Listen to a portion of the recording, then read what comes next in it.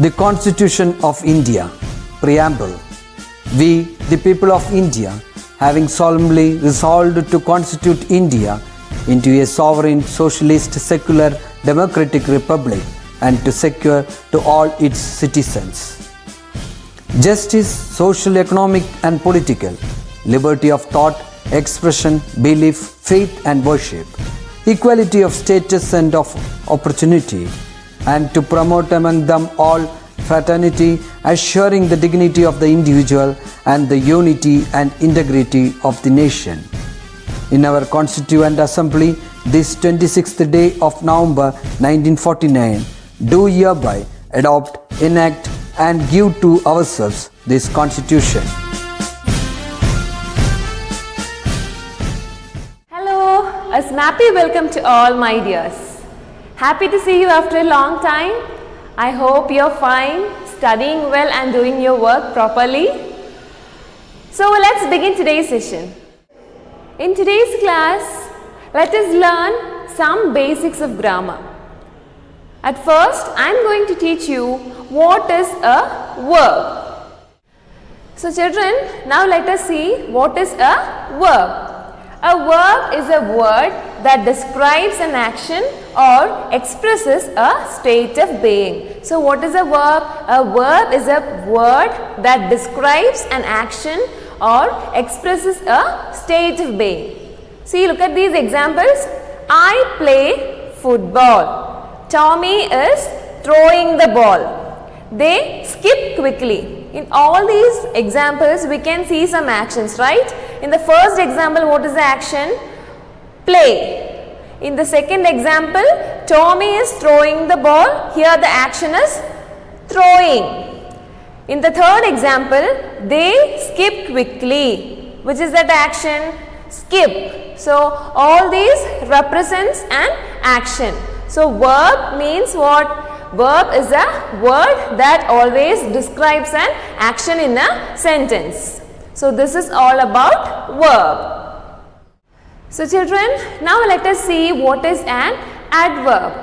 An adverb is a word that modifies a verb, an adjective or even a whole sentence. So what is an adverb? It is a word that always modifies a verb or an adjective or another adverb in a sentence. That is called as an adverb.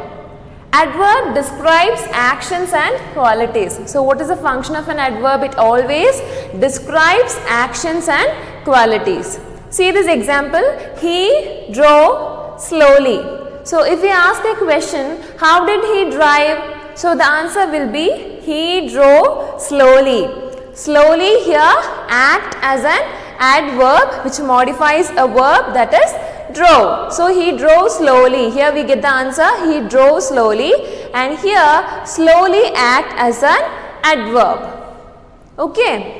Now let us see what are the types of adverb. Children, these are the types of adverbs. First one, adverb of time, adverb of frequency, adverb of place, adverb of manner, adverb of degree and adverb of affirmation. Now let us see all these types of adverbs in detail. So children, first let us see what is an adverb of time. See these examples. I have heard this before. I have not seen him since. I haven't spoken to her yet. She will be here soon.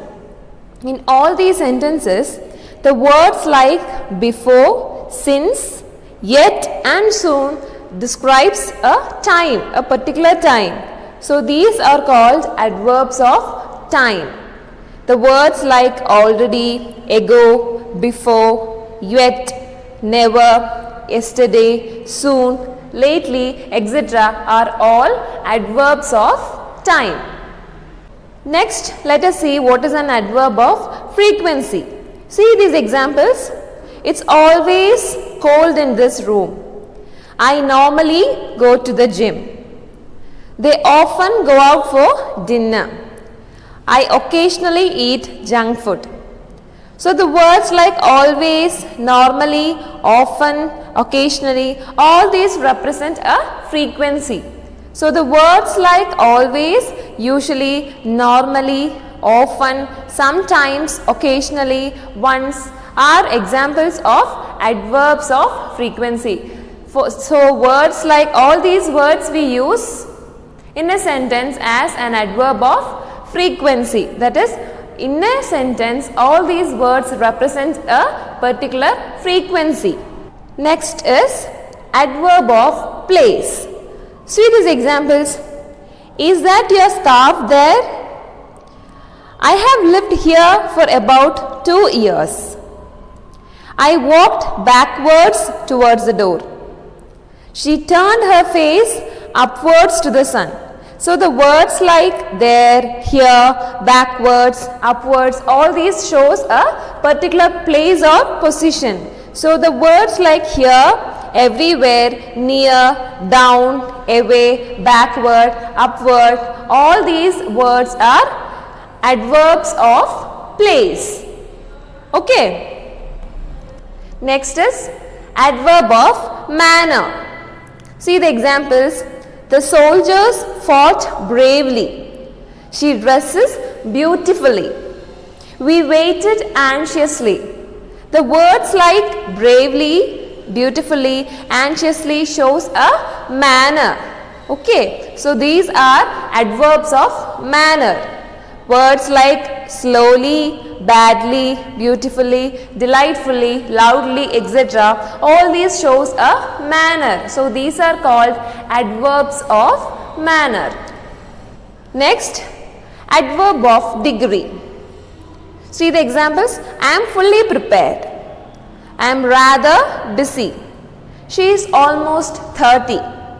So the words like fully, rather, almost, all these words represent a particular degree. That is, these are called as adverbs of degree. That is almost, fully, rather, quite, to, enough, perfectly, etc. All these words are we usually called as adverbs of degree. So in a sentence, if we use these words are called as adverbs of degree. As I said before, what is an adverb? An adverb always modifies a verb or an adjective or another adverb. So here adverbs of degree meaning all these words shows a particular degree. Next is adverb of affirmation. See the examples. Surely you are mistaken. The design certainly looks good on paper. Apparently it's going to rain today. So while reading these sentences you are getting an affirmation, that is surely, certainly, apparently, that is all these words gives us an affirmation. So all these words are called as adverbs of affirmation. Words like certainly, surely, obviously, apparently, undoubtedly, etc. All these words are examples or all these words are called as adverbs of affirmation. So children, I hope you got an idea about what is an adverb and what are the types of adverb. Now let's move on to the next topic, that are phrasal verbs. Do you know what is a phrase? As you all know, a phrase is a part of the sentence that has a meaning of its own but cannot stand on its own. So this is a phrase. Now let us see what is a phrasal verb. So children, phrasal verb is a phrase that combines a verb with a preposition or adverb and also functions as a verb whose meaning is different from the combined meanings of the individual words. So this is a phrasal verb. That is, it is a phrase that combines a verb with a preposition or an adverb. And it gives a meaning which is different from the combined meanings of the individual words. That is, if we take two words, the two words have individual meaning, but if we combine together or if we combine the two words, it will give a different meaning. That is called as a phrasal verb. I will show you some examples, then it will be more clear. Children, see this example, get away. So if we take these two words, get and away, we have two different meaning. That is, get has a different meaning and away has a different meaning. But if we combine these two words, get away, we will get a different meaning, that is escape. So this is an example for a phrasal verb. So in the sentence, we walked to the next beach to get away from the crowd. So what is the meaning here? Get away meaning escape. So in the sentence, we walked to the next beach to get away from the crowd, meaning, so to escape from the crowd, we walked to the next beach. So instead of the word escape, here we are using a phrasal verb, get away. Okay? Children, see another example. Go ahead. So here the words go and ahead has a different meaning, but when it is combined together, that is go and go ahead, when it is combined together, it gives a different meaning or another meaning, that is proceed or continue. Now let us see the example. The manager was satisfied and asked me to go ahead with my work. So here go ahead, what is the meaning? To continue or to proceed. So the manager was satisfied and asked me to go ahead, meaning to continue his work. That is the meaning here. So what is the meaning? Go ahead meaning continue or proceed. Now let us see one more example. Put on. So here the word put and on gives an individual meaning, but when it is combined together, it has a different meaning, that is wear. See the example, he put on his glasses and stared at me. Here what is the meaning? He put on his glasses mean he wear his glasses and stared at me. So here the word put on meaning wear. Okay? So children, all these are examples of phrasal verbs. Turn up meaning appear or arrive. Throw away meaning waste. Fall down meaning fail. Give up meaning surrender. Give back meaning return or restore. So all these are examples of phrasal verbs. So you try to make sentences by using these phrasal verbs. Okay. Okay children, I hope now you have an idea about what is a verb, an adverb and a phrasal verb. Listen to the video properly. Try not to skip the video. Copy the notes and try to find out more examples for adverbs, phrasal verbs, and try to make your own sentences. And if you have any doubts, you can ask me. So let's wind up today's session. Meet you in the next class. Till then, it's bye from your Aparna teacher.